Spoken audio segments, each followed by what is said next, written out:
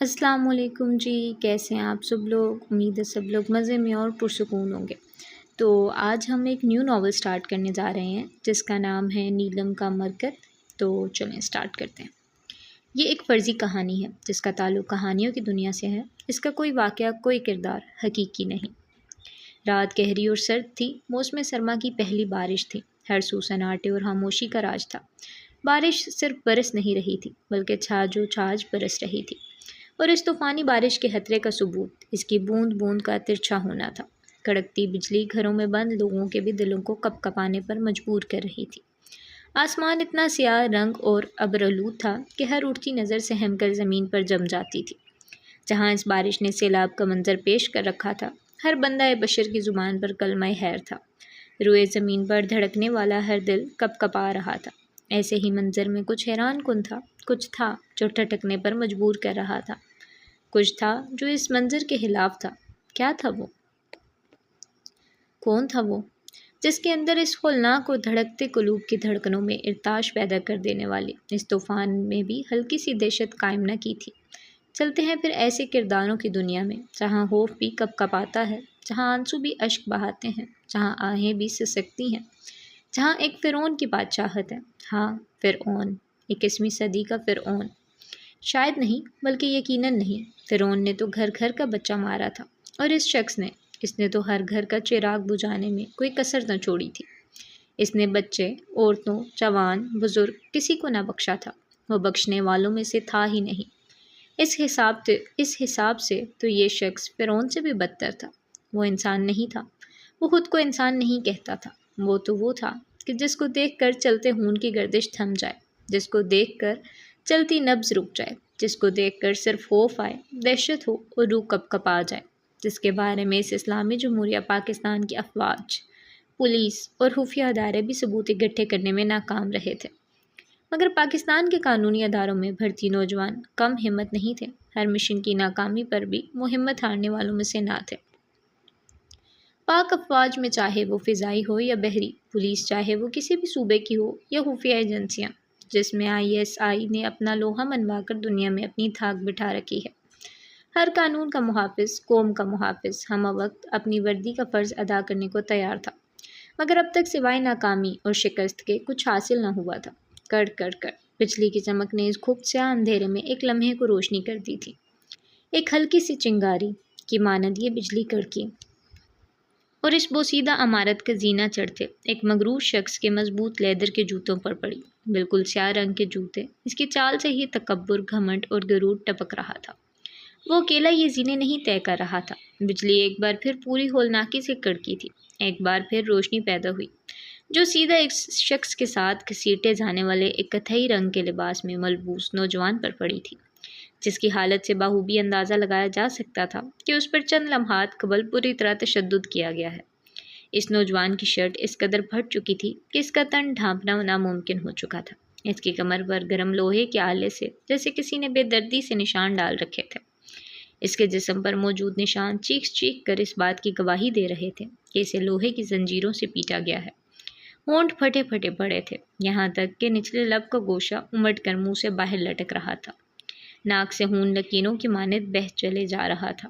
اس کے پیر ننگے تھے جن کے تلموں پر آبلے پڑے تھے، موٹے موٹے دانے پانی سے بھرے پڑے۔ جیسے جیسے وہ مغرور دیوتا اسے زینوں سے گھسیٹتا اوپر لے جا رہا تھا، اس کے جسم سے خون بہہ بہہ کر ان راستوں پر نشان چھوڑ رہا تھا۔ قدموں کی دھمک اس 3 منزلہ قدیم بوسیدہ اور رہائش گاہوں سے میلوں فاصلے پر موجود عمارت میں گونج رہی تھی۔ وہ مغرور دیوتا اس نوجوان کو گردن سے دبوچے ہوئے تھا، پھر بھی اس کے چہرے پر کہیں مشقت کے آثار نہ تھے۔ اس شخص کے پیچھے سیاہ وردیوں میں ملبوس، ہاتھوں میں لیدر کے دستانے پہنے اور بھاری AK-47 رائفلز تھامے، مضبوط جوتوں سے دھمک کی آواز پیدا کرتے کوئی 10-12 افراد تھے۔ ان کے چہرے چھپے ہوئے تھے۔ وہ مغرور دیوتا اچانک تیسری منزل کے سرے پر آ کر رک گیا تھا۔ بارش اب بھی اپنے تمام تر خطرات سمیت برس رہی تھی، بلکہ پہلے سے بھی زیادہ تیز برس رہی تھی۔ Agent 37 tell your partner to open the door. اس شخص کی آواز میں روب تھا۔ اس نے بلوٹوتھ ایئر فون اس کے کان میں گھسیٹتے کرہت اور کرک آواز میں حکم صادر کیا تھا، ایسی کڑکدار آواز کہ بجلی کی کڑک بھی اس کے مقابل مدھم ہو گئی۔ نوجوان نے زور سے نفی میں سر ہلایا اس کی سانس تک اکھڑ رہی تھی، مگر دل میں ایک ہی آواز گونجی تھی، اپنے دیش کی مٹی کے لیے اپنے جسم میں موجود خون کی آخری بوند بھی بہا دوں گا۔ یہی عزم تھا اور یہی حوصلہ۔ اس مغرور دیوتا نے ایجنٹ 37 کی گردن کے گرد اپنی گرفت اور مضبوط کر لی، اتنی مضبوط کہ اس کے منہ سے خون فوارے کی مانند ابل کر باہر نکلنے لگا۔ وہاں اس کی نظر لکڑی کے مضبوط دروازے پر پڑی، وہ سیدھا عمارت میں اتنا نیا اور مضبوط دروازہ۔ وہ شخص مغرور چال چلتا آگے بڑھا۔ اس دروازے پر فنگر پرنٹ ڈور لاک لگا تھا۔ ایک فاتحانہ مسکراہٹ نے اس کے انابی ہونٹوں کی تراش میں ہلچل مچائی تھی۔ اس نے نوجوان کو دیکھا جس کی آنکھوں میں اچانک خوف اتر آیا تھا، ایک عجیب سی سوگواری، سب ہار جانے کا دکھ اور غم۔ وہ زور زور سے نفی میں سر ہلانے لگا۔ اس کی حالت پر وہ مغرور دیوتا کہکے لگانے لگا، پر اسرار کہکے، ایسی کھوکھلی آواز، ایسا حالی پن تھا ان کہکوں میں کہ وہاں موجود ہر شخص کو وحشت ہونے لگی۔ پھر اچانک وہ خاموش ہو گیا، چہرے پر سنجیدگی چھائی جیسے کالی گھٹا ہو، آنکھوں میں خون اتر آیا، لہو رنگ آنکھوں سے اس نوجوان کو اندر تک جانچنے کے بعد اس نے اس کا ہاتھ اپنے سفید مضبوط ہاتھوں میں تھام لیا، جس کے پشت پر بھورے رنگ کے بال ہی بال تھے، جن کو دیکھ کر ان ہاتھوں کی سخت گرفت اور مضبوطی کا بخوبی اندازہ لگایا جا سکتا تھا۔ اب وہ اس نوجوان کا ہاتھ فنگر پرنٹ ڈور لاک کی طرف بڑھا رہا تھا۔ ملک کے محافظ کے ہاتھوں میں اتنی سکت نہ تھی کہ اپنی 3 ماہ کی محنت پر پانی پھیرتے اس شخص کو روک سکتا۔ آنسو قطرہ قطرہ بہنے لگے۔ اسے اپنی آنے والی دردناک موت نہیں رلا رہی تھی، اسے اگر رونے پر کوئی چیز مجبور کر رہی تھی تو وہ ناکامی تھی، شکست تھی۔ وہ ہار گیا تھا، وہ اپنے ملک کا دفاع نہ کر سکا تھا، وہ اس مٹی کا قرض نہ چکا سکا تھا۔ اس کے انگوٹھا رکھتے ہی ڈیوائس نے اسکین کر لیا اور دروازے کا لاک کھل گیا، ساتھ ہی اس کی گردن کو آزاد کر دیا گیا۔ ایک جھٹکے سے چھوڑنے پر وہ بالکل اسی کمرے کے وسط میں اوندے منہ گرا تھا، جہاں دروازے والی دیوار کو چھوڑ کر باقی تینوں دیواروں پر جا بجا سی ٹی وی مانیٹرز لگے تھے۔ وہ کمرہ مکمل CCTV مانیٹرنگ روم کا منظر پیش کر رہا تھا۔ اس ہنگامے پر اندر موجود آپریٹر کرسی پر بیٹھا 24 سالہ نوجوان ہڑبڑا کر کھڑا ہوا تھا، سامنے کھڑے اپنے ملک کے سب سے بڑے دشمن کو دیکھ کر دہل گیا تھا، اور جب نظریں فرش پر اوندے منہ بے حال پڑے اپنے سینئر ایجنٹ پر پڑی تو اس کا رنگ فک ہو گیا۔ اس کی گردن کی نالی خوف کے مارے ابھرنے لگی تھی۔ اس تیز برسات اور سرد موسم میں بھی اس کو پسینے آنے لگے تھے۔ موت اس کے سر پر کھڑی تھی۔ اس کی گھبراہٹ اور کپکپاہٹ پر سامنے کھڑے پتھریلے تاثرات لیے شخص نے سرد برف جیسی نگاہوں سے اسے تکا تھا۔ پھر اس نے CCTV مانیٹرز کو دیکھنے لگا، جن پر ایم آز پلازا کے تقریباً ہر روم کی فوٹیج موجود تھی۔ اس نے ہاتھ کچھ بلند کیا اور پھر 4 انگلیوں کو ہلا کر اشارہ کیا۔ اس کے پیچھے کھڑے 10-12 اسلحہ برادر اشارہ ملتے ہی شروع ہو گئے۔ فائرنگ کی آواز سے اس پوشیدہ عمارت کی ہر ایک اینٹ لرز گئی تھی۔ موسلا دھار بارش کی آواز میں فائرنگ اور بجلی کے کڑکنے کی آواز بھی شامل ہو گئی تھی۔ منظر مزید ہولناک ہو گیا تھا۔ کمرے میں موجود ہر مانیٹر کی اسکرین کرچی کرچی ہو کر سیمنٹ کے فرش پر بکھر چکی تھی۔ 24 سالہ جونیئر ایجنٹ کانوں پر ہاتھ رکھے دبکا بیٹھا تھا، اس کا پورا وجود کانپ رہا تھا۔ شیشے کی کرچیاں اس کے سر اور پیٹھ پر گری تھی۔ اس مغرور شخص نے پھر اشارہ دیا۔ فائرنگ کی آواز تھم گئی، ایک دم خاموشی چھا گئی، ایسی خاموشی کہ سوئی گرنے کی بھی آواز آئے۔ وہ مغرور شخص آہستہ آہستہ مگر مضبوط قدموں سے آگے بڑھنے لگا۔ جونیئر ایجنٹ اور اس کے درمیان ایجنٹ 37، وہ اس کے اوپر ہی قدم جماتا 24 سالہ نوجوان کی طرف بڑھا۔ وہ جیسے ہی ایجنٹ 37 کی گردن اور کمر کے ابھار کے درمیان کھڑا ہوا، خون ابل کر اس کے منہ سے نکلتا فرش کو آلودہ کر گیا۔ اب وہ جونیئر ایجنٹ کے بالکل سر پر کھڑا تھا، پھر ہلکے سے جھک کر اس کے بالوں کو مٹھی میں دبوچتے چہرہ اونچا کیا۔ ان آنکھوں سے دیکھے تھے نہ میرے خفیہ کارنامے، وہ سرد ٹھہرے لہجے میں گویا ہوا تھا کہ آواز فضا میں بلند ہوئی۔ اس نے ایک ایک بلٹ اس کی دونوں آنکھوں میں اتار دی، پھر اس کے بال چھوڑ کر پلٹا اور ایجنٹ 37 کے پاس آ کر رکا۔ جوتے کی نوک سے اس کے اوندے بڑے وجود کو سیدھا کیا۔ 1 2 3 وہ فائر کرتا رہا، یہاں تک کہ ایجنٹ 37 کا پورا سینہ گولیوں سے چھلنی نہ ہو گیا۔ بڑے بڑے گول دائرے نما سوراخ اس کی چھاتی پر ظاہر ہونے لگے۔ تم نے غلطی کی ایجنٹ 37، مجھے انسان سمجھے تھے۔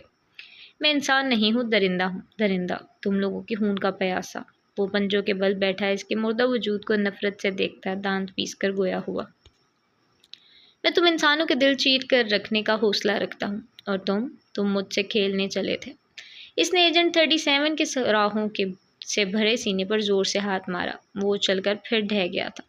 اس نے 2-3 سوراخوں میں شہادت کی انگلی ڈال کر کھینچ لی۔ اس کے آس پاس تمام گن مین ویسے ہی روبوٹ کی طرح کھڑے تھے۔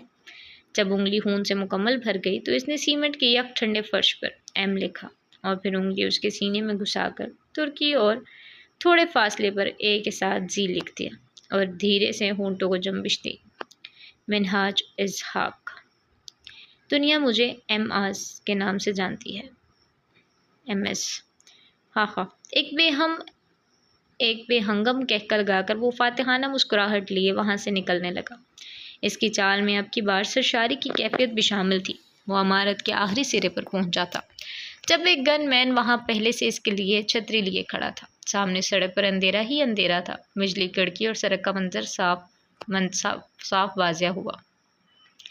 جہاں ایک لمبی قطار میں 4 اسلحہ برادر گاڑیاں کھڑی تھیں، ایک سب سے آگے بلیک چمچماتی پراڈو تھی، وہاں 4-5 اسلحہ برادر اور بھی کھڑے تھے۔ اگلے ہی لمحے تمام گاڑیاں ایک ہی سیدھ میں چل پڑی۔ سڑک پر کھڑا بارش کا پانی ان کے پہیوں سے اچھلتے دور دور تک گر رہا تھا، جس کا شور وقتی تھا۔ قدیم عمارت میں 2 نشستیں بے یار و مددگار پڑی تھی۔ بارش شراب عرش ہے، یہ سوچ کر عدم بارش کے سب حروف کو الٹا پی گیا۔ یا الہی خیر ہو میرے مولا، بس اپنی رحمت کی برسات۔ سائرہ نے کھڑ کی آواز پیدا کرتے کھڑکی کے دونوں پٹ تھام کر زور سے کھینچتے بند کیا۔ کمرے میں پھیلی LED بلب کی روشنی موسم کی دہشت کو کچھ حد تک کم کر رہی تھی۔ درمیانہ سا کمرہ جس کی دیواروں پر جا بجا مختلف قسم کے چارٹس اور کارڈز لگے تھے۔ ایک پوری دیوار عجیب و غریب اقسام کے پتھروں کی تصاویر سے بھری پڑی تھی۔ ایک کونے پر چھوٹا سا بیڈ تھا، اس کے ساتھ والی دیوار کے ساتھ الماری، رائٹنگ ڈیسک اور ایک بک شیلف تھا جس میں نصف سے زائد اردو ادب بھرا پڑا تھا، اور اس میں بھی زیادہ تر سفر نامے جن میں ابن انشا کے چلتے ہو تو چین کو چلیے، دنیا گول ہے، نگری پھرا مسافر اور دیگر ادبا کے بھی شامل تھے۔ کچھ اردو کے مشہور ناول پڑھے تھے جن میں اردو ادب کا پہلا ناول ڈپٹی نذیر احمد کا مرات العروس اور عبدالحلیم شرر کے تاریخی ناول مرزا ہادی رسوا کا امراؤ جان، عزیز احمد کے ہون، مرر، آگ، شبنم اور گریز شامل تھے۔ عرض یہ ہے کہ اس بک شیلف کے مالک کا ذوق قابل دید تھا۔ اس کے ساتھ والی دیوار سے ملحق دروازہ اٹیچڈ واش روم کا تھا۔ گڑیا اٹھ جاؤ، اب بابا جان کھانے بلا رہے ہیں۔ دادو بھی انتظار کر رہی ہیں۔ سائیکا نے چھوٹے سے بیڈ کے وسط میں کمبل میں دب کے وجود کو ہلایا اور خود بھی اس کے برابر آ بیٹھی۔ آپی پلیز ابھی ہمیں نہ اٹھاؤ، ہم نے نہیں کھانا۔ وہ جو ٹس سے مس نہ ہوا۔ کمبل ابھی بھی اس کے چہرے پر تھا۔ آپی کی جان، برسات تھم چکی ہے اور تم تو ویسے بھی گھر میں ہو، محفوظ ہو، پھر یہ خوف کیسا؟ سائیکا نے کمبل کے اوپر سے ہی اندازاً اس کا سر تھپتھپایا۔ خوف؟ نہیں تو۔ اس نے ہلکے سے کمبل کو دونوں مٹھیوں میں جکڑ کر سرکایا۔ اس کی گول بادامی سکتی لیے ہلکے سبز رنگ کی آنکھیں جن پر گھنی ہمدار سیاہ پلکیں پردہ کیے ہوئے تھی کمبل سے جھانکنے لگی۔ اب وہ اٹھ کر اپنے سرہانے بیٹھی سائیکا پر جم گئی تھی۔ ہم خوفزدہ تو نہیں ہیں؟ آپ تو جانتی ہیں نیلم بہت بہادر ہے۔ اس کی بات پر سائیکا کے ہونٹ ہولے سے مسکرائے تھے۔ اگر خوفزدہ نہیں ہو تو نکلو باہر، شاباش، ہری اپ، سائیکا نے کہتے ہوئے کمبل کھینچا۔ اس کی چھوٹی سی لال ہوتی ناک جس میں گولڈ کی نوز پن چمک رہی تھی اب صاف دکھنے لگی تھی۔ نہیں آپی، مت کریں تنگ، ہم نے نہیں جانا باہر۔ وہ وجود پھر سے کمبل کو کھینچنے لگا، مگر سائیکا کے ایک اور جھٹکے سے اس کا پورا چہرہ باہر نکل آیا۔ آتشی رنگ کے بڑے بڑے ہونٹ جن کے کنارے کچھ گہرے رنگ کے تھے، روئی جیسے گال بھی گلابی اور لال رنگ کی آمیزش کا حسین امتزاج پیش کر رہے تھے۔ اس کا چاند کی چاندنی کی طرح جگمگاتا رنگ ہر دیکھنے والی آنکھ کو ہیرا کر دینے کی صلاحیت رکھتا تھا۔ ہم تمہاری آپی ہیں گڑیا، اچھے سے جانتے ہیں تم بارش سے، بجلی کے کڑکڑانے سے کتنی خوفزدہ ہو جاتی ہو۔ جب تک میں زبردستی گھسیٹ کر ڈائننگ ٹیبل پر نہ لے جاؤں تم کو توفیق نہیں ہوتی کمبل سے نکلنے کی۔ سائیکا نے ایک جھٹکے سے اب پورا کمبل کھینچ لیا تھا۔ آپی، وہ چیختی ہوئی اٹھ بیٹھی۔ اس کے کمرے میں بھی نیچے جاتے سنہری رنگ کے گھنگھریالے بال پورے وجود کے آس پاس بکھر کر پردہ سا کر گئے تھے۔ بلا شبہ وہ قیامت خیز حسن کی ملکہ تھی۔ ایسا لگتا تھا کہ کائنات کے حسن کا ایک وسیع حصہ قدرت نے اس کے وجود میں منتقل کر دیا تھا۔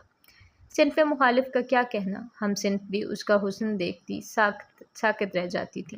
اے نیلم، چپ کر، کیوں چلاتی ہے اپنی ماں جیسی بہن پر؟ دادو نہ جانے کب اپنی لاٹھی تھامے انوارت ہوئی تھی۔ اف دادو، میں کب چلا رہی ہوں، اتنے آرام سے تو بولی ہوں، اس نے گھسیانی سی ہو کر کہا۔ ارے شرم کر، اتنی سی تھی تو، دادی نے ہاتھ سے اشارہ کرتے بات مکمل ہونے سے پہلے ہی نیلم اپنی عادت سے مجبور پھر بول اٹھی۔ اتنے سے تھے ہم، دادو کی طرح ہی اشارہ کرتے، جب مما چل بسی۔ بابا نے ہماری وجہ سے دوسری شادی نہیں کی، اور آپ ہی نے ہمیں ننھے ننھے ہاتھوں سے پرورش کر کے آج 17 برس 5 ماہ کا کر دیا۔ اور بھی کچھ کہتی ہیں آپ؟ ہاں ہاں، یاد آیا۔ اتنا کچھ کرنے کے بعد بھی تو نے پیار سے بات کرنا نہیں سیکھا۔ دیکھیں دادو، آپ کی لائنز حفظ ہو گئی ہیں۔ نیلم ابرار کو اس نے داد وصول کرنے والے انداز میں فرضی کالر جھاڑے، جبکہ دادو کا منہ کھلا کا کھلا رہ گیا۔ دادو چھوڑیں اسے، آپ باہر چلیں، رزق کو انتظار نہیں کرواتے۔ اور گڑیا تم بھی چلو، سائیکا نے آہستگی سے دادو کو بازو سے تھام کر لے جاتے کہا، جب وہ پھر پلٹی۔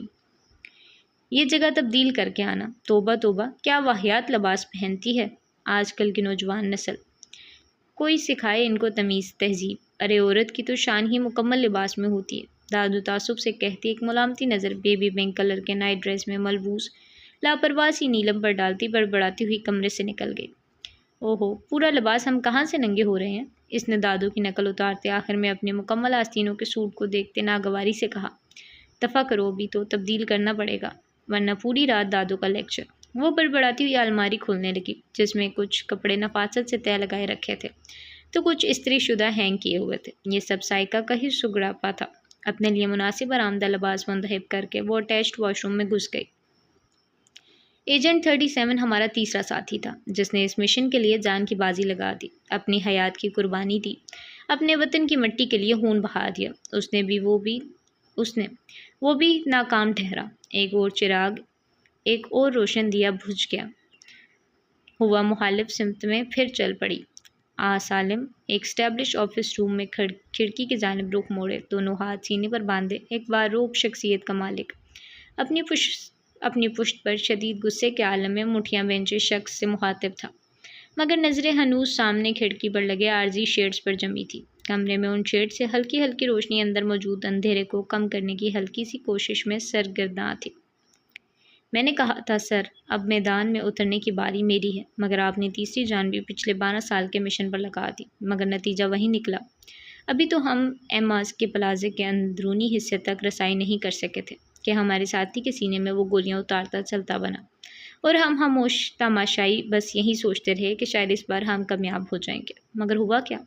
وہی جو پچھلے 2 ایجنٹس کے ساتھ پہلے بھی ہو چکا تھا۔ مجھے سمجھ نہیں آتی، آخر آپ ایک بار مجھے اجازت کیوں نہیں دے دیتے اسے مارنے کی؟ حالانکہ یہ کام ہمارے لیے زیادہ مشکل نہیں ہے، اس کی سیکیورٹی جتنی مرضی پاورفل کیوں نہ ہو، ہم اس تک رسائی حاصل کر ہی لیں گے۔ نہیں تو ایجنٹ 37 کی طرح حلیہ بدل کر تو وار کر ہی سکتے ہیں نا؟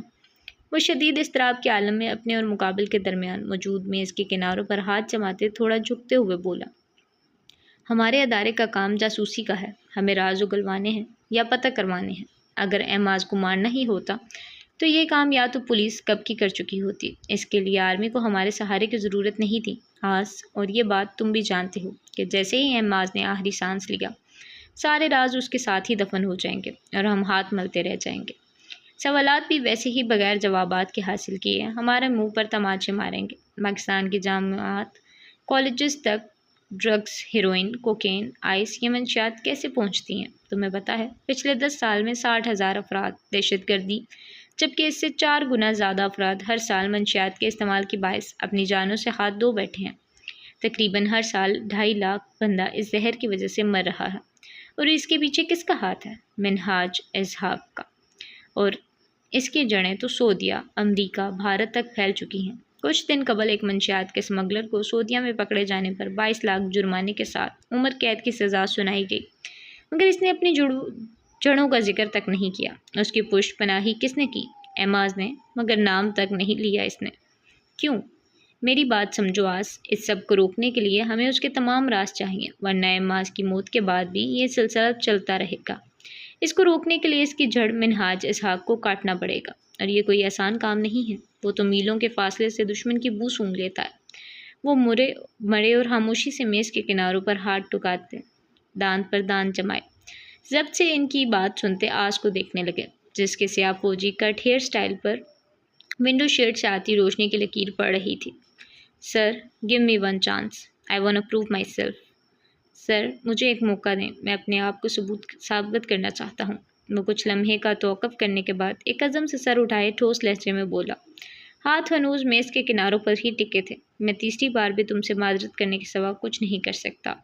وہ تحمل سے چیئر گھسیٹ کر بیٹھے گویا ہوئے۔ آس کا چہرہ بالکل ان کے مقابل آ گیا، جس کے ماتھے پر بے شمار شکنوں کا جال بنا ہوا تھا۔ کیوں؟ آخر کیوں؟ آپ میرے ساتھ یہ ناانصافی کر رہے ہیں؟ آخر آپ کیا ثابت کرنا چاہتے ہیں؟ کہ وہ جو 2010 میں دنیا کی بہترین خفیہ ایجنسی میں پہلے نمبر پر آئی، جس نے اسرائیل کو موساد، ISI برطانیہ کی، MI6 امریکہ کی، CIA چین کی، MSS جرمنی کے BND، روس کی FSB، فرانس کی DGSI، بھارت کی RA، آسٹریلیا کی AIS کو پیچھے چھوڑ دیا، وہ ایک ایماز کو نہیں پکڑ سکتی۔ اس کا لہجہ جرحا کرتا ہوا تھا، جو صرف پاکستان کی نہیں بلکہ عالم اسلام کے ملکوں کے ISI نہیں۔ آج میں یہ کہنا چاہتا ہوں کہ وہ انٹرنل سیکیورٹی کو ٹریننگ دینے والی ایجنسی ہے۔ سعودیہ عرب، سیریا، جارڈن اور مصر کی انٹیلیجنس آج ایک اسمگلر اور دہشت گرد کے بارے میں معلوم نہیں کر پا رہی۔ ISI ایجنسیوں کو ٹریننگ دینے والی، حالانکہ ایماز کے پاس سعودیہ کی نیشنلٹی بھی ہے، وہ 10 سال سے زائد عرصہ سعودیہ میں رہ چکا ہے۔ اس طرح ادھر کی سرزمین بھی اس کے قدم جم چکے ہیں، مگر سعودی ریاست جڑوں تک پہنچنے کے بجائے شاہیں توڑ رہی ہے، اور میں یہ بے وقوفی نہیں کر سکتا۔ میں اس ایجنسی کا سربراہ ہوں، تو مجھ سے جھرا نہیں کر سکتے۔ آس عالم، آخر میں ان کے لہجے میں سختی آ چکی تھی۔ آس نے سختی سے ہونٹ کاٹے، چہرہ ہلکے سے موڑ لیا، پھر سر کو جھٹک کر جیسے کوئی سوچ دماغ کی سطح سے جھٹکی تھی۔ سر، آپ یہ مشن میرے حوالے کر دیں، میں کوشش کرنا چاہتا ہوں۔ مجھے سمجھ نہیں آ رہا، آخر آپ جونیئرز کو موقع دے چکے ہیں، مگر مجھے کیوں روک رہے ہیں؟ وہ جھنجھلاتے ہوئے بولا، تم مجھے بے خبر سمجھتے ہو آس، مگر میں باخبر ہوں تمہاری اس ضد اور گزارش کے راز سے۔ ملک کی آڑ میں اپنی دشمنی نکالنا چاہتے ہو۔ ان کے کاٹدار لہجے پر اس کے دماغ کی رگیں تن گئی، مٹھیاں اتنی زور سے بھینچ دی کہ گندمی رنگت والے مضبوط بازوؤں کی نسیں ابھر کر نظر آنے لگی۔ آپ الزام تراشی کر رہے ہیں۔ ضبط سے بولنے کی کوشش میں بھی اس کی آواز میں ہلکی سی گراہٹ نمایاں تھی۔ ہوٹل میں جو ٹرک کے ذریعے میریاٹ الزام تراشی 20 ستمبر 2008 میں اسلام آباد کے بلاسٹ ہوا تھا، اس میں جاں بحق ہونے والے 55 افراد میں تمہارے والدین بھی شامل تھے۔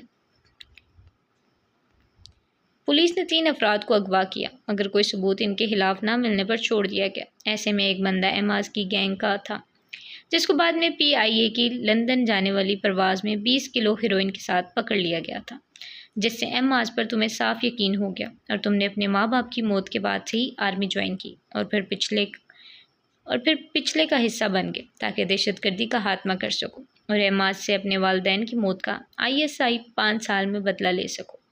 19-20 کے فرق کے علاوہ وہ تمام حقیقت ہے۔ Am I right؟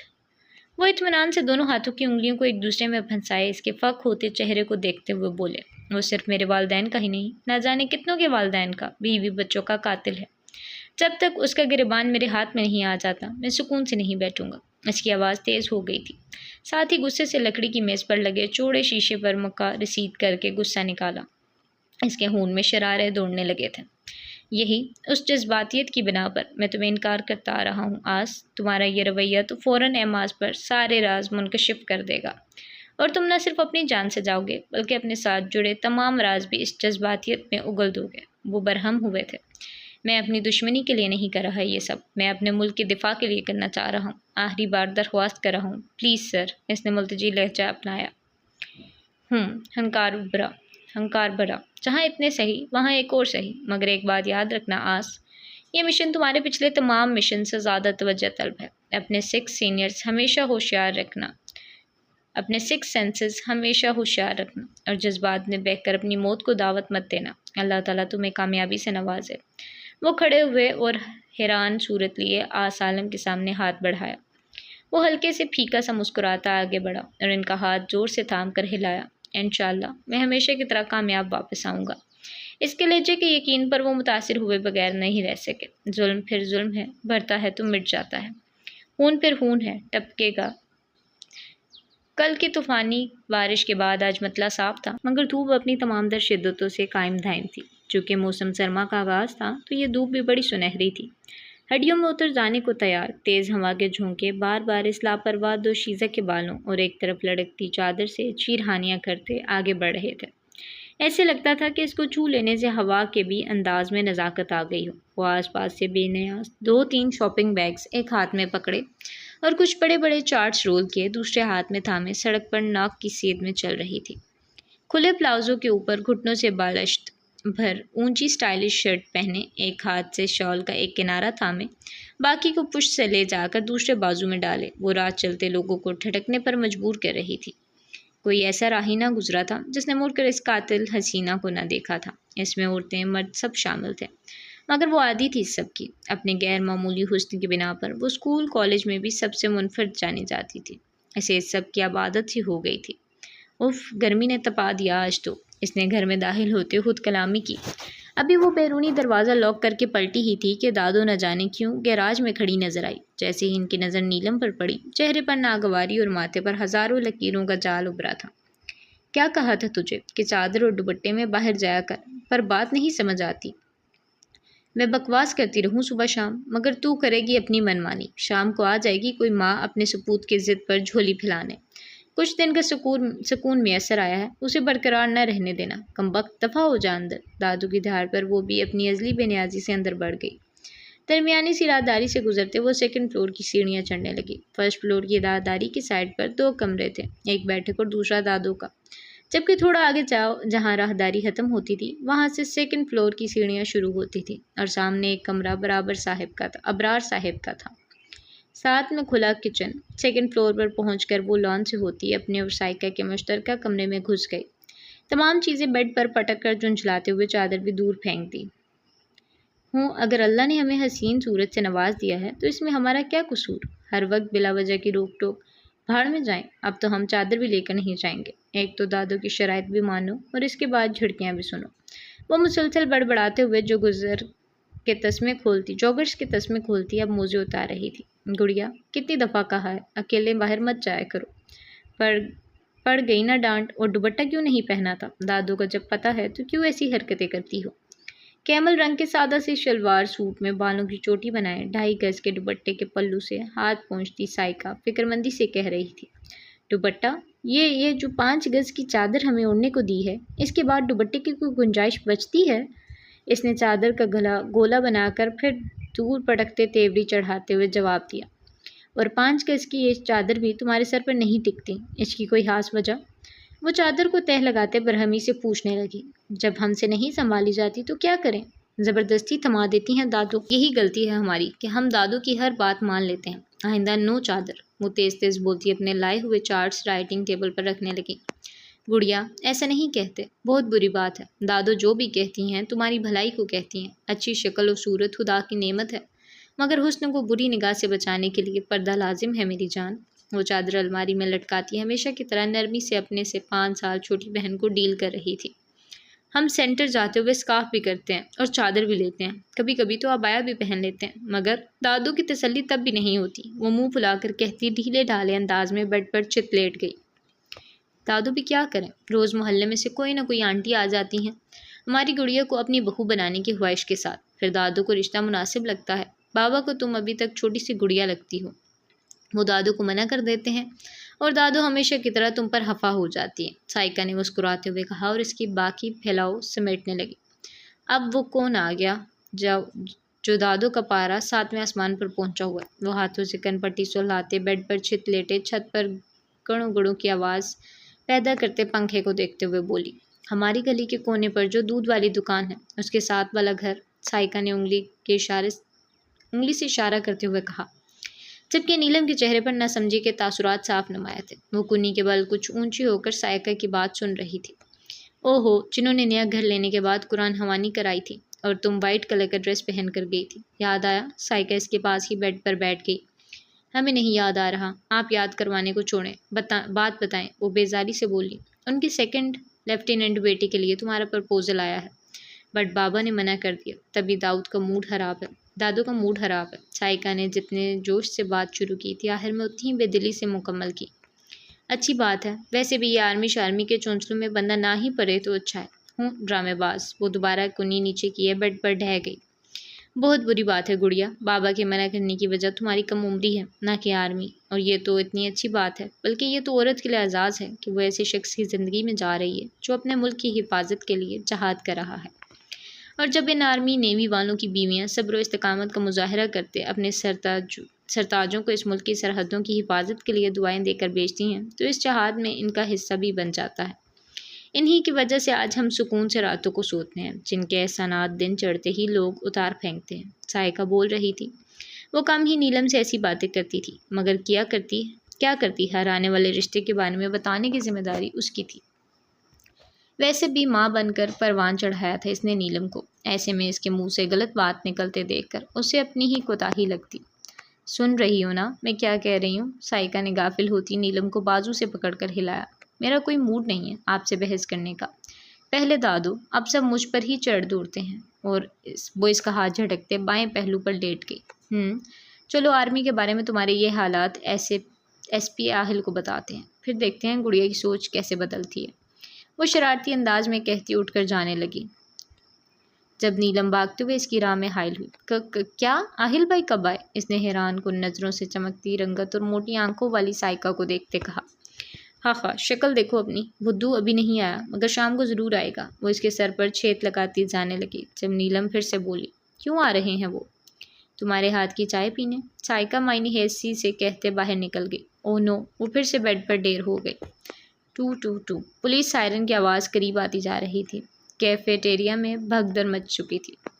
یہ جگہ کراچی شہر کے ایک مشہور جامعہ کے سامنے کا مین روڈ تھا، جہاں پر 15-20 پولیس کی گاڑیاں آگے پیچھے سائرن بجاتی تیزی سے اندر داخل ہو رہی تھی۔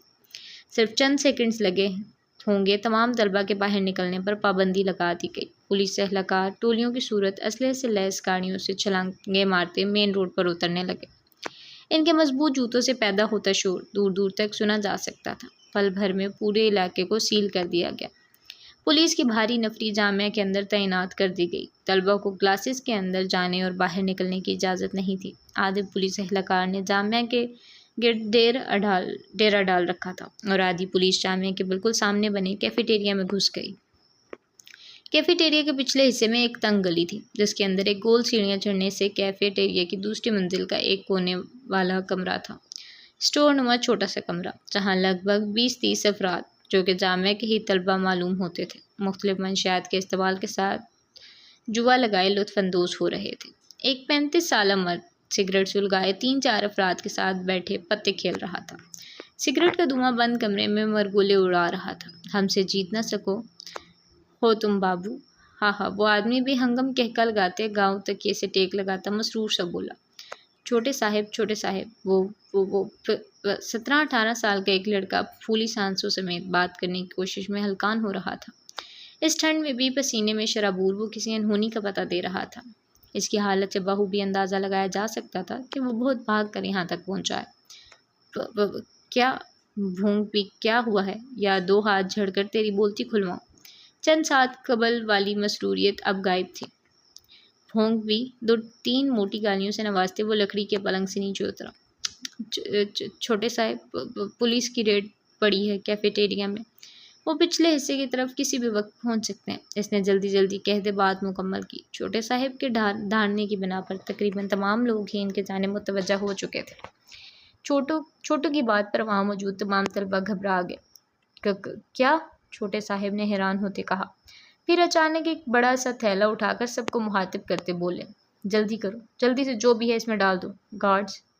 کارڈز، ہیروئن کے پیکٹس، پتھر اور پاؤڈر کی صورت میں موجود کوکین اور آئس کا استعمال کرتے افراد نے تو فوراً عمل کیا، مگر شیشہ پیتے افراد کے لیے مسئلہ تھا۔ ابھی تو اوپیم اور بنگم ٹرینکولائزرز کے کسٹمرز نہیں آئے تھے، ورنہ مسئلہ اور بڑھ جاتا۔ آئس کا استعمال کرنے والوں نے بھی ابھی تک سرنج کے ذریعے سے اپنی رگوں میں نہیں اتارا تھا۔ انہوں نے وہ حقے اٹھا کر کمرے کے سامنے والی دیوار کے پاس بنی شیڈز کے نیچے رکھ دی، جو چھوٹے سے کچن کا منظر پیش کر رہی تھی۔ وہاں پر ہی تھیلا بھی چھپا دیا گیا اور خالی گتے کے ڈبے اور کچرا اوپر لاد کر کارروائی مکمل کی۔ اس سب میں تقریباً 3 منٹ بھی بمشکل لگے ہوں گے۔ تمام افراد نیچے تنگ سڑک میں گول دائرے کی شکل میں بیٹھ گئے اور بیچ میں کولڈ ڈرنک کی ایک خالی بوتل رکھی۔ اچانک سے قدموں کی تیز آواز اسی سمت میں آنے لگی۔ چھوٹے صاحب کے اشارے پر سب نے اپنے چہرے حشاش پشاش بنانے کی ناممکن کوشش کی۔ اٹھو سب، کیا کر رہے ہو یہاں؟ تمام پولیس اہلکار ان کو گھیرنے لگے۔ کچھ اس تنگ کچرے سے بھری گلی کے کونے کھدروں کی تلاشیاں لینے لگے۔ سر، ہم تو فری پیریڈ کے باعث یہاں تفریح کو آئے تھے، 22 سال کے لڑکے نے ڈرتے ڈرتے کہا۔ جس کا کالر ابھی تک پولیس وردی میں ملبوس اہلکار کے ہاتھ میں تھا۔ اس گندگی میں تم لوگ فری پیریڈز گزارتے ہو؟ جامعہ میں جگہ کم پڑ گئی ہے کیا؟ ڈھار کر سوال کرنے پر وہاں کھڑے اسی کی عمر کے لگ بھگ تمام طلبہ کام کر رہ گئے تھے۔ یس سر، دھڑ دھڑ کی آواز سے 7-8 پولیس اہلکار گول گول سیڑھیاں چڑھتے دوسری منزل پر بنے کمرے میں گھس گئے، جہاں جگہ جگہ ریپرز، پلاسٹک کی تھیلیاں، خالی بوتلیں، ٹوٹی پھوٹی پرانی کرسیاں اور ایک لکڑی کا تخت پڑا تھا۔ اندھیرا ہی اندھیرا، روشنی کی چند لکیریں ایک روشن دان سے آ رہی تھی، مگر ناکامی معلوم ہو رہی تھی۔ کچھ ملا؟ نیچے موجود افسر شاید ان سب سے عہدے میں بڑا تھا، تبھی حاکمانہ لہجے میں دوسری منزل کے زینے پر کھڑے باوردی ساتھی سے دریافت کیا۔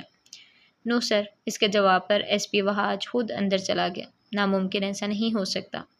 اطلاع کے مطابق منشیات کی فروخت میں اس اڈے کا بڑا ہاتھ ہے، ہماری انفارمیشن غلط نہیں ہو سکتی۔ اس کی آواز خاصی اونچی تھی۔ یہاں پر تلاش کیا؟ ایس پی وہاج نے اسٹک سے 2-3 گتے کے ڈبے ہٹاتے کہا۔ سوری سر، جلدی چیک کرو۔ نہیں سر، یہاں تو کچھ بھی نہیں ہے۔ تمام افراد نے مل کر وہ جگہ خالی کر دی، مگر وہاں کچھ بھی نہ دیکھ کر ایس پی وہاج کا سارا جوش مانند پڑ گیا۔ مایوسی نے پل بھر میں اس کے چہرے کا احاطہ کیا۔ چلو، اس کی مردہ سی آواز پر تمام پولیس اہلکار نیچے اترنے لگے۔ دیکھتے ہی دیکھتے ساری پولیس وہاں سے روانہ ہو گئی۔ ہر کوئی حیرانی سے کھڑا اس معجزے پر ششدر تھا۔ ایسا کیسے ممکن تھا کہ اتنی سخت ریڈ کے باوجود وہ تھیلا ان کے ہاتھ نہیں لگا تھا؟ یہ تو ناممکن سا تھا۔ پولیس کے جاتے ہی تمام طلبہ نے سکھ کا سانس لیا، مگر خطرہ اب بھی ٹلا نہیں تھا۔ پولیس کسی بھی وقت واپس آ سکتی تھی، اسی لیے مزید 1 گھنٹے تک کوئی بھی اوپر نہیں گیا، نہ ہی اپنی جگہ سے ہلا تھا۔ یہاں تک کہ گھر گھر میں موجود ٹی وی پر نیوز اینکر کے تک پولیس کی اس ریڈ کے بارے میں ناکامی کی اطلاع عوام تک پہنچ چکی تھی۔ آپ کو بتاتے چلیں کہ منشیات کی فروخت میں دن بدن اضافے کے باعث آج کراچی کی مشہور جامعہ کے سامنے بنے کیفیٹیریا میں ہونے والی ریڈ ناکام ثابت ہوئی۔ ساتھ ہی یہ بھی بتاتے چلیں کہ یہ ریڈ ایس پی وہاج اور اے آئی جی شہاب ملک کی زیر نگرانی ہوئی۔ نہ صرف ایک جامعہ بلکہ سرکاری اور نجی تمام تعلیمی اداروں اور ان کے آس پاس موجود ہوٹلز، کیفیٹیریا اور دکانوں پر بھی چھاپا مارا گیا، مگر سوائے ناکامی کے کچھ ہاتھ نہ آیا۔ اس ناکامی پر ڈی آئی جی ریحان شاہ کا میڈیا سے حوصلہ افزا خطاب۔ وہاں پر موجود طلبہ میں سے کسی ایک نے یہ ویڈیو پلے کی تو سب کی سانسیں بحال ہونا شروع ہو گئی۔ چھوٹے صاحب، شکر کرو کل رات ہی مال ڈیلیور کر دیا تھا، ورنہ 5 کلو ہیروئن اور خیبر پنتوہا بھیجی جانے والی کرسٹل پکڑی جاتی تو آج ہم سلاخوں کے پیچھے ہوتے۔ چھوٹو نے رازداری سے کہا۔ چل اوپر جا کر دیکھیں یہ معجزہ ہوا کیسے۔ چھوٹے صاحب فوراً اٹھ کھڑا ہوا، پھر جاتے جاتے پلٹا۔ چلو تم سب بھی خالی کرو اڈے، اور ہاں، آج بچا لیا، مگر جس چیز کا ادار رہتا ہے کل تک لے آئی، ورنہ پولیس کی ہتھے چڑھانا خوب آتا ہے چھوٹے صاحب کو۔ وہ نحوبت سے پھنکارا۔ چھوٹے صاحب، وہ جو چھوڑا ہے دے دو، مہربانی ہوگی، ورنہ پورا دن بے چین گزرے گا۔ 23 سال کا نوجوان بیچارگی سے فریادی لہجے میں بولا۔ چل نکل، تو 2 بار ادھار نشہ لے چکا ہے، کرسٹل تو اب تجھے کسی قیمت پر نہیں دینی، اوقات ہے نہیں، نشے بھی سب سے مہنگے والا کرنا ہے کمینے کو، چل دفع ہو یہاں سے۔ چھوٹے صاحب کی اس جلالت پر بھی وہ مسکین صورت بنائے ہاتھ پھیلائے کھڑا تھا۔ نشے کا نام ایسے ہی تو نشہ نہیں رکھا گیا، اس کی لت لگ جائے تو انسان کہیں کا نہیں رہتا۔ اس نوجوان کو بھی اس کی عادت ہو چکی تھی۔ غیرت، عزت، نفس، پیسہ سب داؤں پر لگا کر 2 چمچ سفید پاؤڈر کھانے سے اس کو چین آ جاتا، قرار سا آ جاتا، سکون میسر آنے لگتا۔ ابے ہٹ! چھوٹے صاحب اسے 2-3 گالیوں سے نوازتا، دور دھکیلتا، گول سینے چڑھ گیا۔ چھوٹو نے بھی اس کی تقلید میں قدم بڑھا دیے۔ اوپر پہنچتے ساتھ ہی اس نے تیزی سے شیڈ کے نیچے جھانکا۔ وہ جگہ خالی دیکھ کر چھوٹے صاحب کو حقیقتاً پریشانی نے آ گھیرا۔ یہ کھیل بڑا جان لیوا تھا۔ کوئی تھا جو ان کے اس راز سے آشنا ہو چکا تھا۔ اس کھیل میں تو قدم قدم پر موت گھات لگائے بیٹھی نظر آتی تھی۔ کہیں تم اسے تو تلاش نہیں کر رہے؟ آواز قدرے صاف اور بھاری تھی۔ چھوٹے صاحب کو کرنٹ لگا تھا۔ وہ جو شیڈ کے پاس نیچے بیٹھا تھا 440 وولٹ کا جھٹکا کھاتے اٹھا۔ کمرے کے بیرونی دروازے کے اندر کھڑا وہ کوئی ہیولا سا دکھ رہا تھا۔ چونکہ کمرہ پورا اندھیرے میں ڈوبا تھا اور باہر دن کی روشنی تھی، تو ایسے میں وہ پیچھے سے آنے والی روشنی دروازے میں استادہ مضبوط گسرتی جسم کے حامل 6 فٹ 2 انچ کے قد کے ساتھ ایک ہاتھ میں چھوٹے سے 2-3 پیکٹس کو اچھالتے شخص سے ٹکراتی کمرے میں گھس رہی تھی۔ کون ہو تم؟ چھوٹے صاحب کی آواز میں خود بخود گھبراہٹ نمودار ہونے لگی۔ میں کون ہوں؟ بھاری آواز ایک بار پھر گونجی۔ وہ چند قدم آگے بڑھا۔ اب کمر کے وسط میں کھڑا وہ صاف دکھائی دے رہا تھا۔ شانوں سے 1-2 انچ نیچے آتے، سیاہ گھنگرالے گھنے بالوں پر گرے رنگ کا رومال مسلسل کے انداز میں باندھے، دونوں ہاتھوں میں چوڑے چوڑے بینڈز اور باریک سی 2-3 تاروں نما بریسلٹ پہنے، آنکھوں میں بھر بھر کر سرما ڈالے، گہرے سبز رنگ کے گھٹنوں تک آتے کرتے کے ساتھ جینز میں ملبوس وہ نوجوان کوئی 26-27 سال کا ہوگا۔ اس کے ایک ہاتھ میں وہی تھیلا تھا، مگر ابھی اس کا منہ کھلا ہوا تھا، اور 2-3 ہیروئن کے پیکٹس اس کے ہاتھ میں موجود تھے، جنہیں سرکس کے جوکر کی گیندوں کی طرح ہوا میں اچھالتا وہ محظوظ ہو رہا تھا۔ میں ایگل ہوں، کرفٹ مغرور بھاری مردانہ آواز میں جواب دیتے اس نے وہ پیکٹس چھوٹے صاحب کے منہ پر دے مارے۔ آپی، ہمیں ابھی لگانے ہیں، پلیز ہیلپ کر دو نا۔ وہ ایک چارٹ ہاتھ میں پکڑے کھڑی ملتجی لہجے میں بولی۔ بس کر جاؤ گڑیا، ہر چیز کی حد ہوتی ہے۔ تم نے پوری دیوار پر یہ عجیب و غریب اقسام کے پتھروں کے چارٹس لگا کر پورے کمرے کا ستیہ ناش کر رکھا ہے۔ سائیکا نے چند طے شدہ کپڑے الماری میں رکھتے ہوئے کہا۔ آپ نے بھی تو یہ بڈھوں والے ناولز اور سفر نامے بک شیلف میں بھر رکھے ہیں، ہم نے کچھ کہا کبھی؟ سب کے اپنے اپنے شوق ہوتے ہیں۔ فجر، خبردار جو میری بکس کو بڈھوں والی کہا تو۔ سائیکا نے الماری کا پٹ زور سے بند کرتے ہوئے جارحانہ انداز میں انگلی اٹھائے کہا۔ گڈ، ویری گڈ، آپ ہمارے درنجف مرجان، زرکون، ہیرے ٹرکوائز، فیروزہ، مانک، یاقوت، نیلم، پکھراج، عقیق کے بارے میں کچھ بھی کہیں اور ہم آپ کی کتب کی شان میں 1 حرفِ گستاخی نہ استعمال کر سکیں۔ بہت خوب، وہ چڑھ کر گویا ہوئی۔ سارے پتھر تو تم لگا چکی ہو، اب یہ کون سا ہے؟ سائیکا نے مسکراہٹ دبائے پوچھا۔ یہ مرکت ہے، اور خبردار جو آپ نے اس کے بارے میں کچھ کہا تو۔ وہ منہ بگاڑ کر بولتی چارٹ کھول کر اس پر ہاتھ پھیرنے لگی، جہاں گہرے سبز رنگ کے 2-3 پتھر جگمگاتے ہوئے بہت خوبصورت بنائے گئے تھے۔ بلا شبہ یہ آرٹ آنکھوں کو ہیرا کر رہا تھا۔ مرکت، یہ کون سے پتھر کا نام ہے؟ میں نے تو کبھی نہیں سنا۔ وہ اس کے ہاتھ سے چارٹ پکڑ کر دیکھتے ہوئے گویا ہوئی۔ خیر، سنا تو آپ نے ٹرکوائس اور مانک کے بارے میں نہیں تھا، وہ شان بے نیازی سے کہتی اس کے ہاتھ سے چارٹ لے کر سامنے والی دیوار کے پاس آ کھڑی ہوئی، جہاں اسی طرح کے بہت سے پتھروں کے چارٹس لگے تھے۔ کچھ آئل پینٹ سے بنے تھے تو کچھ کمپیوٹرائز تھے۔ ٹرکوائز فیروزہ کو انگلش میں کہتے ہیں، کیونکہ یہ ملک ٹرکس یعنی روم میں زیادہ پایا جاتا ہے، اور مانک یاقوت کو ہندی میں کہتے ہیں۔ اس میں تمہیں پہلے سے یاقوت بہت پسند ہے۔ یہ نیلگوں آسمانی والا۔ سائیکا نے چارٹ پر ہاتھ رکھتے کہا، جس میں وہی پتھر بنا تھا جس کا وہ ذکر کر رہی تھی۔ یہ سب ہم نے آپ کو بتایا تھا، تبھی پتہ ہے، ورنہ پہلے تو آپ کے علم میں یہ سب نہیں تھا۔ وہ چرانے والے انداز میں کہتی چارٹ کا دیوار پر اینگل لینے لگی۔ اچھا، یاد تو تھا نا، مگر تمہیں تو وہ بھی نہیں ہوگا۔ چلو بتاؤ، چلتے ہو تو چین کو چلیے میں جو چائنیز میں شکریہ کہنا بتایا گیا ہے، وہ کیسے کہتے ہیں؟ سائیکا نے مصنوعی برہمی کا نظر تاثر دیتے ہوئے کہا۔ وہ اپنی ازلی لاپرواہ انداز میں بولی۔ سائیکا کا منہ کھل گیا۔ ہمیں نی ہاؤ جس کے میننگ ہیلو کے ہیں وہ بھی پتہ ہے، اور یہ بھی کہ ابن انشا نے چائنیز کے 500 الفاظ سیکھے تھے اخبار پڑھنے کے لیے۔ ابھی آپ نیلم ابرار کی ذہانت کو ڈیگریڈ نہیں کر سکتی۔ وہ فرضی کالر جھاڑتے بولی۔ اتنی ہی ذہانت اور صلاحیت ہے تو خود ہی لگا لو انہیں۔ میں جا رہی ہوں کباب فرائی کرنے، آخر آ رہا ہے، اور اسے کباب اور تمہارے ہاتھ کی چائے کتنی پسند ہے یہ تو تم جانتی ہی ہو پیاری گڑیا۔ سائیکا نے شرارت سے اس کی تھوڑی پکڑ کر ہلائی اور مسکراتے ہوئے کمرے سے نکل گئی۔ آپی، اٹس ناٹ فیئر۔ اس کی تمام آوازوں کو نظر انداز کرتی سائیکا نیچے چلی آئی، جہاں ڈرائنگ روم سے آہل کی آواز آ رہی تھی۔ سائیکا بھی اندر چلی آئی۔ السلام علیکم، اس نے ہولے سے سلام کیا تو آہل نے مسکراتے ہوئے سر کو جنبش دی اور پھر سے دادو کے ساتھ سلسلہ کلام جوڑ لیا۔ نہیں دادو، میں نہیں گیا تھا، یہ ریڈ تو مجھ سے سینئر آفیسرز نے کی تھی، میرے علم میں یہ بات بالکل نہیں تھی۔ گریڈ 18 اور 19 کے آفیسرز نے منشیات کی سمگلنگ اور فروخت کے خلاف آج مختلف جگہوں پر آپریشن کیا ہے، مگر 2-3 معمولی نشہ آوروں کے علاوہ کوئی کامیابی حاصل نہیں ہو سکی، وہ رسانیت سے کہہ رہا تھا۔ اچانک ہی خیال آ گیا، پولیس کو ویسے تجھے کیوں نہیں پتا تھا؟ تو بھی تو اسی ادارے کا ہے نا؟ دادو نے چشمہ ناک پر ٹکاتے آہل کو گھورا۔ دادو، میں گریڈ 17 کا ہوں، اور کئی بار پولیس کے بڑے آفیسرز ایسی خفیہ ریڈ کرتے ہیں۔ ادارے کے نچلی پوسٹ پر موجود افراد بھی بے خبر ہوتے ہیں تاکہ ان کی وفاداری کا بھی امتحان لیا جا سکے۔ آہل نے وضاحتی جواب دیا۔ ہائے، دادو منہ پر ہاتھ رکھتے ہوئے، نہیں میاں، تم نے کون سی بے وفائی کر دی ان افسروں کے ساتھ؟ تم بھی تو اوپر کے افسروں میں سے ہو نا؟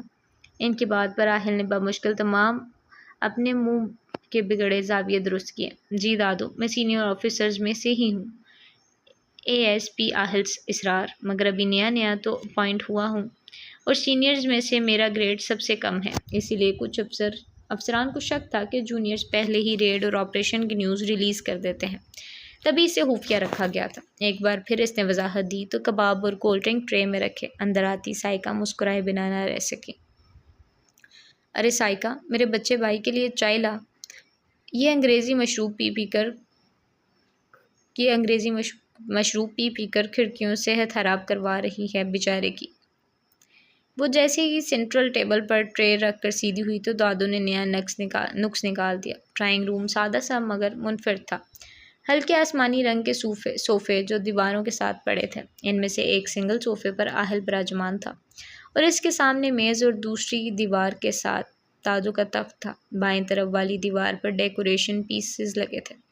ڈرائنگ روم کے دو دروازے تھے جن پر صوفے کے رنگ سے ملتے جلتے جعلی کے پردے ٹنگے تھے، جبکہ فرش پر سفید روئی سا نرم قالین بچھا تھا۔ پورے گھر میں سب سے مہنگی اور قیمتی آرائش اسی کمرے کی تھی۔ دادو، چائے بنوانی ہے تو گڑیا سے کہہ دینا، وہ ہلکے سے مسکراتے بولا۔ شاید بات بے بات مسکرانا اس کی عادت تھی۔ گھنی مونچھوں تھلے باریک ہونٹ، جب بھی مسکراتے آنکھیں سکڑ سی جاتی تھی۔ بس میاں، پھر تو پی لیے تم چائے، دادو نے ہاتھ اٹھاتے کہا اور پھر تخت سے اترنے لگی۔ میں مغرب پڑھ لوں، وقت گزرا جا رہا ہے۔ ہائے، یہ جوڑوں کا درد۔ وہ سائیکا کا ہاتھ تھامے تخت سے نیچے اتری اور پھر اپنی چادر درست کرتی باہر گم ہو گئی۔ سائیکا، گڑیا کہاں ہے؟ دادو کے جاتے ہی وہ کباب والی پلیٹ رکھ کر تھوڑا آگے کو جھکتے رازداری سے پوچھ رہا تھا۔ اوپر ہے، اپنے پتھر لٹکانے کی کوشش کر رہی ہوگی۔ مجھے مدد کو کہہ رہی تھی، میں نے صاف انکار کر دیا۔ اور ہاں، تمہاری چائے بھی نہیں بننے والی آج۔ آخر میں اس نے آئی برو چکاتے بات مکمل کی، ساتھ ہی ایک پلیٹ میں 2 کباب رکھے اور چمچ لے کر دادو کی ہی تخت پر ٹانگیں پسار کر بیٹھ گئی۔ ایسے ہی نہیں بننے والی؟ ابھی دیکھو، 1 منٹ سے پہلے کچن میں نظر نہ آئی تو میں بھی ASP آہل اسرار نہیں۔ وہ ٹیشو سے ہاتھ پونچھتا سر کو ہم دیتا مسکراتے ہوئے نکل گیا۔ سائیکا نے سر جھٹکتے دوبارہ اپنی پلیٹ پر نظریں جما دی۔ یہ سٹول تو بہت ہی گندا ہو رہا ہے، اس نے خود کلامی کرتے ہوئے کہا۔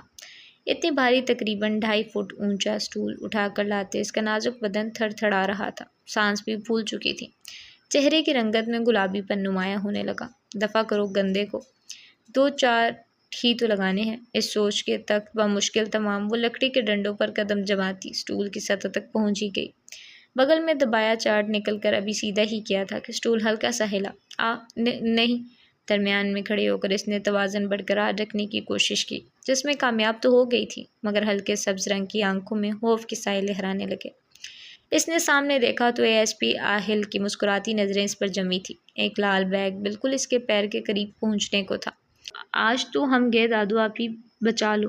وہ سٹول پر ہی کھڑی چیخیں مار رہی تھی۔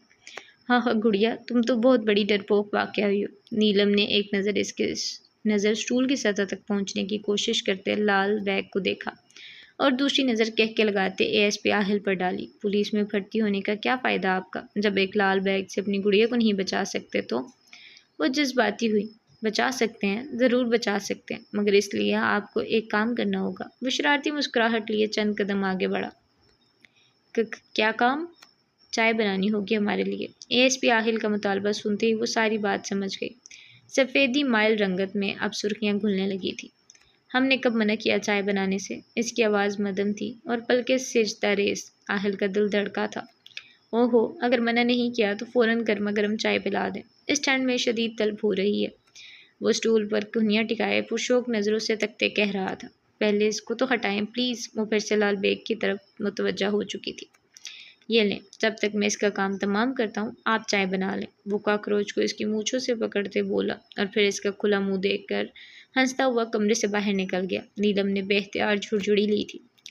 پورا سا منہ بناتے وہ اپنا سابقہ کام نامکمل ہی چھوڑ کر سٹول سے اتر چکی تھی۔ اب اسے آہل کے لیے چائے بنانا تھی اور اس کی بہت سی فضول باتیں بھی سننا تھی جو اسے قطعاً پسند نہ تھی، مگر وہ جانتی تھی کہ وہ اسے کتنی پسند تھی۔ راہ آسان ہو گئی ہے، جان پہچان ہو گئی ہے، پھر پلٹ کر نگاہ نہیں آئی، تم پہ قربان ہو گئی ہے۔ ایگل، چھوٹے صاحب نے سامنے کھڑے مطمئن سے دیو قامت شخص کو دیکھ کر ہلکے سے یہ نام دہرایا تھا۔ ہاں، ایگل، عقابی نظریں ہیں میری۔ یوں کر کے آنکھیں نکال لیتا ہوں، اس نے دایاں بازو پھیلاتے جھٹکے سے مٹھی بند کرتے ہوئے کہا، جیسے سچ مچ کسی کی آنکھیں نوچ کر بند مٹھی میں قید کر لی ہوں۔ ہاں ہاں، ابھی یار تیرے منہ پر تو 12:30 بج گئے، چل ٹینشن نہ لے میری جان، سب بتاتا ہے ایگل تجھے، پہلے ایک گرما گرم چائے کی پیالی تو منگا۔ اس نے منشیات کا بھرا تھیلا اس کی طرف دھکیلتے پاس پڑے لکڑی کی میز پر چھلانگ مار کر بیٹھتے کہا۔ چھوٹے صاحب نے فوراً سے پیشتر تھیلا اچک لیا، پھر چھوٹو کو چائے لانے کا اشارہ کر کے دوبارہ ایگل کی طرف متوجہ ہو گیا، جو اب کرتے کی جیب سے سگریٹ نکالتے اسے لائٹر کا شعلہ دکھا رہا تھا۔ شکرنی ڈلوائیو، چھوٹو کو باہر نکلتے دیکھ پیچھے سے اس نے سگریٹ کو لبوں سے جدا کرتے کہا، اب بتاؤ کون ہو تم، یہاں کیا کر رہے ہو؟ یہ سب تمہارے پاس کہاں سے آیا؟ چھوٹے صاحب اپنے تخت پر ٹانگیں پھیلائے گاؤ تکیے سے ٹیک لگاتا بولا تھا۔ یہاں سے ایگل کچھ ترچھا سا نظر آ رہا تھا۔ اس کی بات پر ایگل نے مڑ کر دیکھا، سگریٹ کا دھواں مرگولے اڑاتا اس کے چہرے کے آس پاس بکھر رہا تھا۔ ترچھی مسکراہٹ نے اس کے ہلکے کٹاؤ والے ہونٹوں میں کھلبلی سی مچائی تھی۔ چھوٹا صاحب مضطرب ہوا تھا اس کی اس ادا پر، پھر وہ بغیر کچھ بولے باہر کی طرف قدم اٹھانے لگا۔ اس کی چال کافی مضبوط اور اعتماد سے بھرپور تھی۔ کہاں جا رہے؟ بتا کر تو جا۔ چھوٹے صاحب نے جلدی سے تخت چھوڑا اور اس کے پیچھے چل پڑا، بلکہ بھاگنے لگا۔ پھر ایگل کمرے سے ملحق چھوٹی سی گیلری میں آ کھڑا ہوا اور سامنے دیکھنے لگا، جہاں وہ سیدھا سی ٹوٹی پھوٹی عمارت بنی تھی، اور اس عمارت کی دوسری منزل پر مشتمل کمرے کی بالکنی اس گیلری سے 1.5 فٹ کے فاصلے پر تھی۔ ایگل نے چھوٹے صاحب کو دیکھتے سامنے والی بالکنی کی طرف اشارہ کیا۔ یہاں سے میں تم کو دیکھا، یہ سب نشہ تھیلے میں ڈالتے اور حقے چباتے، اور پھر پولیس کے آنے سے پہلے ہم چھلانگ لگایا ادھر سے، بالکنی کی طرف اشارہ کرتے، اور سب اٹھا کر اس بالکنی میں رکھ دیا۔ ارے تم فکر کیوں کر رہا ہے؟ یہ سب دھندا ہے، یہ سب دھندا ہم اتنا سا تھا، زمین سے قد ناپتے ہوئے تب سے کرتا آ رہا ہے، اب تو ایکسپرٹ ہو گیا ہم اس میں، بس تمہاری مدد کی ہے اور کچھ نہیں۔ بات مکمل کر کے وہ اندر چلا آیا، سگریٹ انگلیوں میں دبا تھا۔ وہ دوبارہ میز پر بیٹھ کر سگریٹ کی کش بھرنے لگا، کنیوں کے آخر تک فولڈ آستینوں سے جھانکتے، بازو پر بچھو بنا تھا، شاید نہیں، یقیناً وہ ٹیٹو ہی تھا۔ گلے میں کالے چمڑے کا تعویذ گردن سے چپکا پڑا تھا۔ اب بھی کرتے ہو یہ دھندا؟ چھوٹے صاحب نے ایگل کو بغور تکتے کہا۔ آج کل تو بے روزگار گھوم رہا ہے، ہم ساتھ 2 ساتھی تھے، کسی اوپر کے بندے نے سودیا بیچ دیا، ہیروئن اور یہی نشہ اسمگل کرنے کو، تب سے ہم تو نوالے کو ترس گیا ہے۔ اس نے اپنی حالت پر خود ہی افسوس کرتے گردن کو ہلکا سا ہم دیا تھا۔ تو اب تم کیا کرو گے؟ کرنا کیا ہے؟ یہی دھندا کرنا ہے، بس ہم کو کوئی پارٹی ڈھونڈ رہا ہے، تگڑی اور بھروسہ والی ہو۔ اس نے بقیہ سگریٹ میز کے کنارے پر دباتے نیچے پھینک دی۔ اتنے میں چھوٹو چائے کے کپ کے ساتھ بسکٹ لے کر اندر آیا تھا۔ دے چھوٹو، چھوٹے صاحب نے اسے چائے ایگل کو پیش کرنے کا کہا، مگر اس نے ہاتھ کے اشارے سے منع کرتے میز سے چھلانگ لگائی اور باہر کی طرف بڑھنے لگا۔ جب چھوٹو صاحب نے اس کا راستہ روکا، کہاں؟ بیٹھ نا، چائے پی، شکریہ ادا کرنے کو میں تیرے لیے اتنا تو کر سکتا ہوں۔ ہاں، ایک وقت کا کھلا دے گا، دوسرے کے وقت ہم کیا کرے گا؟ ایگل کی زخمی ہنسی پر چند پل کو چھوٹو صاحب کا منہ بند ہو گیا۔ اچھا تو میرے دھندے میں حصہ لے سکتا ہے، مگر ایک شرط پر۔ کیا؟ ایگل نے آنکھیں سکیڑ کر دریافت کیا۔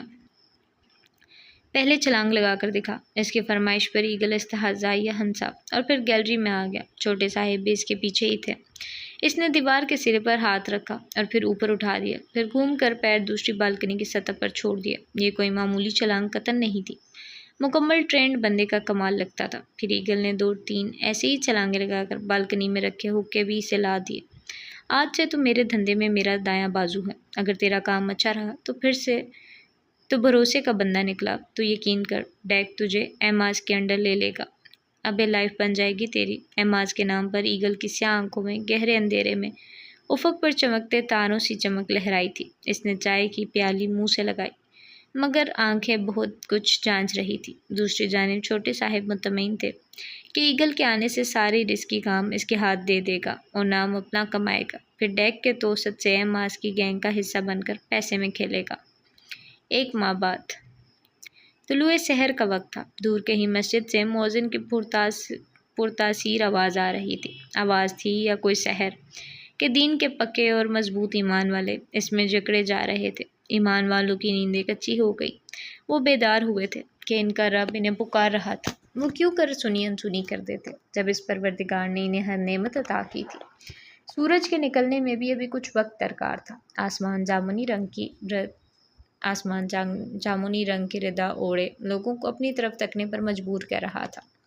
لال اینٹوں سے بنی مسجد سے مؤذن کی آواز اونچی آنے لگی، اللہ اکبر، اللہ اکبر، اللہ بہت بڑا ہے، اللہ بہت بڑا ہے، اللہ اکبر، اللہ اکبر، اللہ بہت بڑا ہے، اللہ بہت بڑا ہے، اشہد ان لا الہ الا اللہ، میں گواہی دیتا ہوں کہ اللہ کے علاوہ کوئی معبود نہیں، اشہد ان لا الہ الا اللہ، میں گواہی دیتا ہوں کہ اللہ کے علاوہ کوئی معبود نہیں، اشہد ان محمد رسول اللہ، میں گواہی دیتا ہوں کہ محمد صلی اللہ علیہ وآلہ وسلم اللہ تعالیٰ کے رسول ہیں، اشہد ان محمد الرسول اللہ، میں گواہی دیتا ہوں کہ محمد صلی اللہ علیہ وآلہ وسلم اللہ تعالیٰ کے رسول ہیں، حیا علی الصلاۃ، نماز کی طرف آؤ، حیا علی الصلاۃ، نماز کی طرف آؤ، حیا علی الفلاح، فلاح کامیابی کی طرف آؤ، حیا علی الفلاح، فلاح کامیابی کی طرف آؤ، الصلاۃ خیر من النوم، نماز سونے سے بہتر ہے، الصلاۃ خیر من النوم، نماز سونے سے بہتر ہے، اللہ اکبر، اللہ اکبر،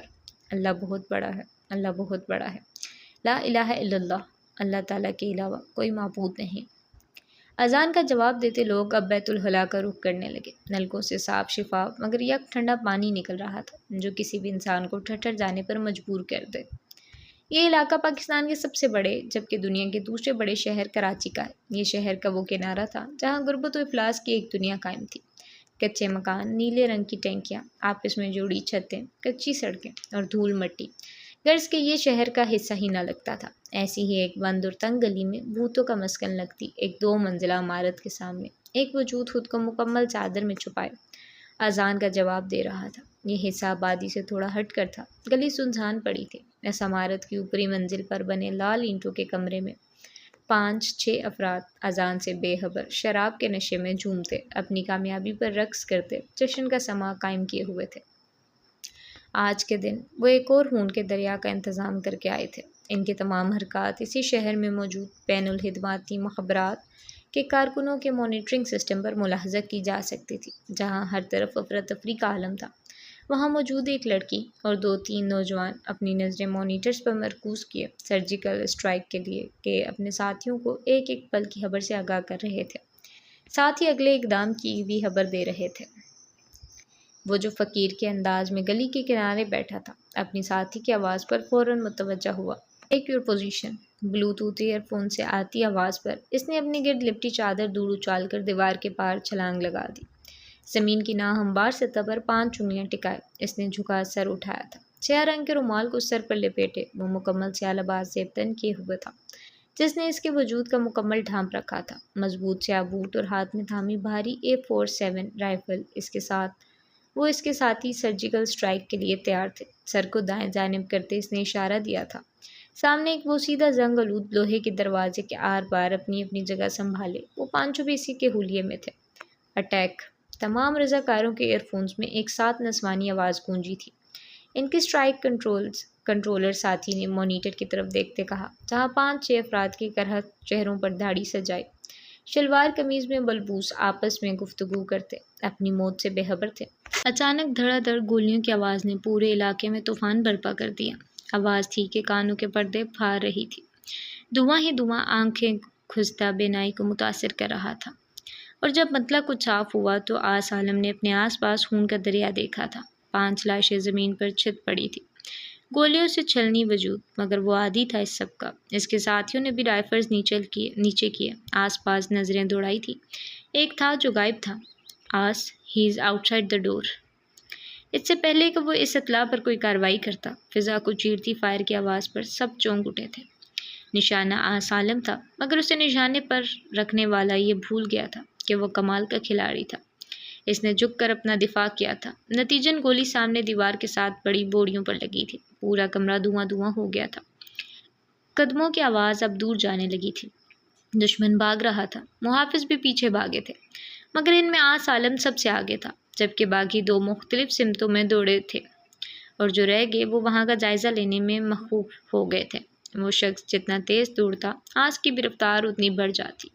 کبھی کبھی وہ فائر کرتا اور آس عالم اپنے دفاع کو نیچے جھک جاتا۔ کبھی زمین پر چت لیٹ جاتا۔ اس نے ایک بھی فائر نہیں کیا تھا۔ دشمن نہ جانے اسے ہلکا سمجھ رہا تھا، جو اچانک رک کر اس کا نشانہ لینے لگا، مگر آس کی رائفل سے نکلنے والی گولی نے اس کی بندوق نیچے گرا دی۔ اس سے پہلے کہ وہ دشمن کی سانس اکھاڑتا، وہ موقع پا کر آبادی کی طرف نکل گیا۔ ایک خالی مکان کا وہ سیدھا دروازہ ہلتے دیکھ کر آس اندر گھس گیا۔ رائفل کا منہ اوپر کی جانب کیے وہ دیواروں کے ساتھ میں اور کبین کی اوٹ میں ہوتا آگے بڑھ رہا تھا۔ ایک کمرے کا دروازہ کھولتے فوراً حفاظتی طور پر رائفل آگے کر دی، مگر وہاں کوئی بھی نہ تھا۔ خالی مکان کی صرف دیواریں کھڑی ہوئی تھی۔ وہ صحن میں موجود پھونک پھونک کر قدم رکھ رہا تھا کہ اچانک چھت سے کسی نے پانی کا مٹکا پھینکا۔ وہ دونوں ہاتھ سر پر رکھ چکا تھا، مگر پھر بھی کچھ ٹوٹا حصہ اس کے آ لگا تھا۔ ماتھے پر خون کی لکیر سی بن گئی تھی۔ آس نے زمین پر خون کا قطرہ گرتے دیکھا تھا، اور یہی خون پھر اس کی آنکھوں میں اتر آیا۔ اس نے دانتوں کو ایک دوسرے پر سختی سے جمایا اور پھر چار سیڑھیاں پھلانگتے اوپر پہنچ گیا۔ دشمن دوسرے گھروں کی چھتوں میں پھلانگتا بچاؤ میں تھا، تو آج جنونی انداز میں ہر رکاوٹ کو عبور کرتا اس تک پہنچ رہا تھا۔ ساتھ ساتھ جڑی چھتیں، ان پر بچھی چارپائیاں جو باجرہ اور مرچیں سکھانے کو رکھی تھی۔ غرض اس مقابلے میں ہر چیز تباہ ہو رہی تھی۔ لوگ اپنے مورچوں میں گھس چکے تھے جب اچانک آس عالم کو حکم آیا، لیفٹ سائڈ آس۔ اس نے بائیں جانب کی اونچی دیوار عبور کی۔ سامنے بڑی سی چھت پر دشمن بھاگ رہا تھا، کرتا شلوار اور داڑھی ہمارے مذہب کا لبادہ اوڑھے ہمیں ہی نگل رہا تھا۔ کل ہم۔ ایئر فون سے آتی آواز پر پسٹل گرپ اور فورس اینڈ پر اس کی گرفت مضبوط ہوگی۔ دشمن سیدھا نشانے کی نوک پر تھا۔ صرف ایک بلٹ، ایک گولی، بس مجھے لڑنا ہے اپنے ملک کے لیے۔ یہ وہ ہیں جو معصوم بچوں کی بے گناہوں کی جان لیتے ہیں، اور جو معصوم پر رحم نہ کرے وہ خود رحم کے قابل نہیں۔ تمہاری موت تمہاری منتظر ہے، کاش کہ تم نے کچھ بھلا کیا ہوتا۔ کل ہم۔ مانیٹرنگ روم میں موجود ان سب میں سے بڑے عہدے پر فائز رضا کار نے زور دے کر کہا۔ ٹریگر دباتے آس عالم کے ہاتھ ایک پل کو بھی نہ کانپے تھے۔ کانپتے بھی کیوں؟ کیا ان کے ہاتھ کانپے ہیں؟ معصوموں بے گناہوں کی جان لیتے، بم بلاسٹ کرتے، نشہ بیچتے، نہیں نہ تو اس کے کیوں کانپتے ہاتھ؟ جب حب الوطن من الایمان گولی نکلی تھی اور اپنی جان بچانے کو مسلسل بھاگتی ٹانگیں اب حالت آرام میں تھی۔ دشمن پورے قد سے زمین پر ڈھہ گیا تھا۔ اس کی سیاہ قمیض کے آستین پر لگا چاند ستارے والا پرچم چمک اٹھا تھا۔ اس نے اپنے سر پر باندھے رومال کی گرہ اور کس لی اور اپنی رائفل اٹھا کر دشمن سے پیٹ کرتا چل پڑا۔ وہ کیا سوچ رہا تھا؟ پہلا قدم کامیاب گزرا، مگر نہیں، وہ بھول گیا تھا۔ جب پرائمری میں تھا تو اس کے استاد کہتے تھے، بیٹا کامیابی کبھی اتنی آسانی سے نہیں ملتی، جان مارنی پڑتی ہے، دن رات ایک کرنے پڑتے ہیں، خون پسینہ بہانا پڑتا ہے۔ کامیابی یوں ہے کہ سانپوں کے گچھے کے درمیان کوہ نور پڑا ہو، دور سے اس کی چمک آپ کو اپنی جانب کھینچتی ہے، اکساتی ہے اپنے حصول کے لیے۔ ابھی تو بہت امتحان باقی تھے آس عالم کے۔ اس پتھر پر وقت نے کیا کیا ستم ڈھانے تھے، وہ انجان تھا۔ شاید بھی اس کا انجام رہنا بھی بہتر تھا۔ کہتے ہیں نہ کہ مستقبل سے ہماری بے خبری بھی ایک بڑی نعمت ہے، تو بس آج اللہ تعالیٰ کی یہ نعمت اس کے لیے بہت بڑی تھی۔ وطن سے الفت ہے، جرم اپنا یہ جرم کی تاز زندگی کریں گے، ہے کس کی گردن پہ خون ناحق، یہ فیصلہ لوگ ہی کریں گے۔ وطن پرستوں کو کہہ رہے ہو، وطن کا دشمن ڈرو خدا سے، جو آج ہم سے خطا ہوئی کل یہی خطا سبھی کریں گے۔ لیے جو پھرتے ہیں تمغہ فن، رہے ہیں جو ہم خیال حزن، ہماری آزادیوں کے دشمن ہماری کیا رہبری کریں گے، نہ خوف زندہ نہ دار کا غم، یہ بات دہرا رہے ہیں پھر ہم، کہ آخری فیصلہ وہ ہوگا جو 10 کروڑ آدمی کریں گے۔ ستم گروں کے ستم کے آگے نہ سر جھکا ہے نہ جھک سکے گا، شعر صادق پر ہم ہیں نازاں، جو کہہ رہے ہیں وہی کریں گے۔ یہ لوگ کچھ کم نگاہ جن کو سمجھ رہے ہیں نہ سمجھ ہیں، یہی زمانے میں عام جالب شعور کی روشنی کریں گے۔ So ji, this is the end of this episode. Hope you will like it. Please like, share, subscribe and comment. ملتے ہیں ایک نیکسٹ ایپیسوڈ کے